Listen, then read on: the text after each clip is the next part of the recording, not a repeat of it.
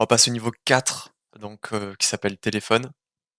Alors pour cela, on va devoir utiliser le re l'IDE Remix et le but est de claim ownership, donc de prendre le contrôle de ce contrat. On peut voir ici qu'il y a une variable qui s'appelle owner et bien on va devoir faire en sorte que notre adresse soit dans cette variable. Avant, je tiens toujours à te préciser que, je j'ai fait cette version, j'ai fait ce niveau en version, écrit. Donc, c'est un lien Notion que tu trouveras dans la description et j'ai aussi fait un quiz pour chacun des niveaux. Pareil, c'est, cette fois sur Brainscape. Tu peux trouver un lien dans la description. Maintenant, on va passer, à l'analyse du code avant de compléter ce niveau. Donc on peut voir que le contrat est assez court. Il a une variable owner, un constructeur qui définit le owner au message.sender, donc à celui qui déploie le contrat. Et enfin une fonction change owner qui prend une adresse en paramètre qui est, qui sera le nouveau owner à définir avec cette ligne-là et elle est en public, donc tout le monde peut l'appeler et ici la difficulté ça vient de la condition qui, qui dit que, on peut changer le owner que si la valeur de transaction.origine est différente du message.sender. Pour cela, il faut comprendre qu'est-ce que ces 2 variables, à quoi ces 2 variables correspondent. Donc pour expliquer un peu ces 2 variables-là, j'ai fait un petit schéma pour expliquer tout ça.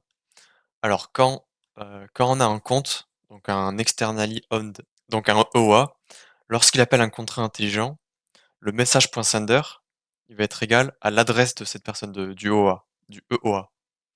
Et la transaction.origine, elle va être aussi égale à l'adresse du EOA. Par contre, ensuite, si dans ce contrat intelligent, on appelle un autre contrat intelligent, le message.sender, ce sera euh, l'adresse l'adresse qui l'adresse directe qui appelle le contrat intelligent, c'est-à-dire l'adresse du contrat numéro 1, tandis que tandis que tx.origine, elle reste, heu, la valeur de tx.origine reste la valeur de base donc du EOA. Ça veut dire que, hem, peu importe, qui appelle, quel contrat, transaction.origine sera toujours égale à la à l'adresse du EOA, c'est-à-dire à la personne qui est, à l'origine de la toute première transaction, dans cette chaîne de transactions. Tandis que message.sender, il change en fonction de qui appelle qui, directement. Donc ça signifie que mon message.sender doit être différent que mon transaction.origine et comme dans mon schéma, eh bien, là, quand moi j'appelle le contrat intelligent, donc c'est-à-dire que si j'appelle directement change owner, message.sender aura la même valeur que transaction.origine. Tandis que si je passe par l'intermédiaire d'un autre contrat, donc mon contrat intelligent appelle le contrat intelligent téléphone, là, alors dans ce cas-là, j'aurai la valeur de message.sender qui sera différente de transaction.origine, car la valeur de message.sender sera égale à l'adresse du contrat numéro 1, c'est-à-dire celui qui appelle, le contrat qui appelle, et tandis que la valeur de transaction.origine sera égale à mon adresse, tout simplement. Donc pour cela, on va aller dans Remix, on va faire un contrat intelligent qui appelle la méthode changeOwner de ce contrat. Voilà, maintenant je suis dans Remix, donc je vais pouvoir créer un contrat que je vais appeler téléphone, comme le nom du niveau. Je vais y mettre dedans la licence identifier et la version du compilateur, que je vais appeler, que je vais prendre la version 0.8.23. Donc ça change rien ça, mais juste vérifie ici que tu as bien 0.8.23. Ensuite, je vais pouvoir créer mon contrat intelligent, donc je vais l'appeler téléphone attaque. Et dedans, je vais faire une fonction qu'on va appeler, on va juste l'appeler change owner. On va donner le même nom que dans l'autre contrat. External.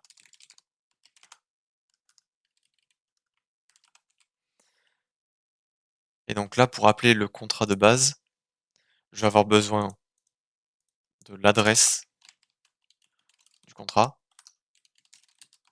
ainsi que un objet, enfin une instance de ce contrat, que je peux définir en définissant l'interface, donc téléphone. Je reprends juste la fonction qui m'intéresse, donc fonction changeOwner en external, parce qu'on peut pas mettre la visibilité publique dans une interface. Maintenant, je vais pouvoir prendre mon adresse de l'instance.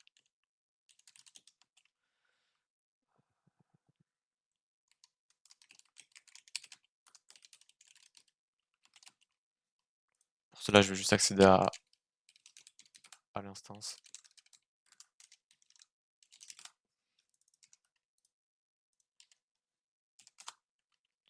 Voilà, maintenant que j'ai mon adresse, je vais pouvoir définir l'instance téléphone.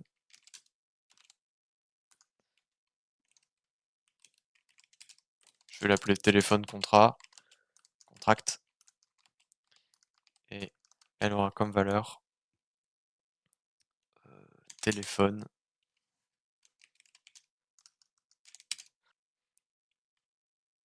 J'ai zoomé un peu parce que je pense pas que tu vois très bien là. Donc téléphone de téléphone adresse. Voilà.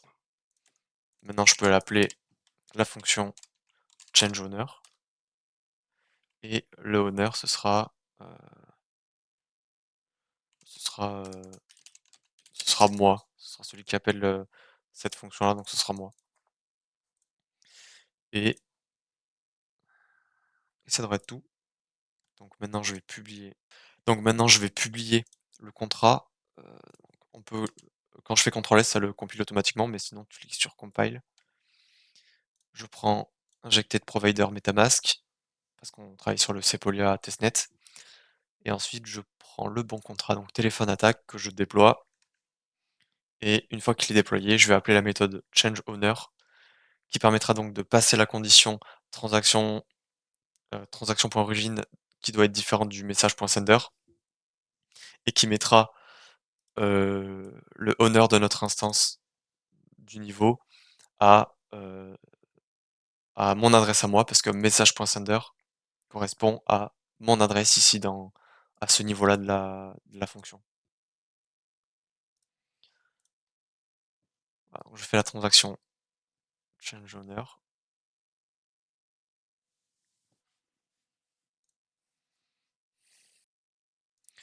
Elle a été confirmée. Et maintenant, si je regarde euh, la valeur de owner, donc en faisant await contract.owner, on peut voir que c'est bien la valeur de mon adresse. Voilà, donc je peux submitter l'instance. Et on complétera le niveau. Donc n'oublie pas, j'ai toutes les versions écrites dans le Notion en description. Et aussi, je te propose de. Et j'ai aussi une offre de coaching, donc si ça t'intéresse, coaching blockchain, donc si ça t'intéresse, clique sur le premier lien dans la description.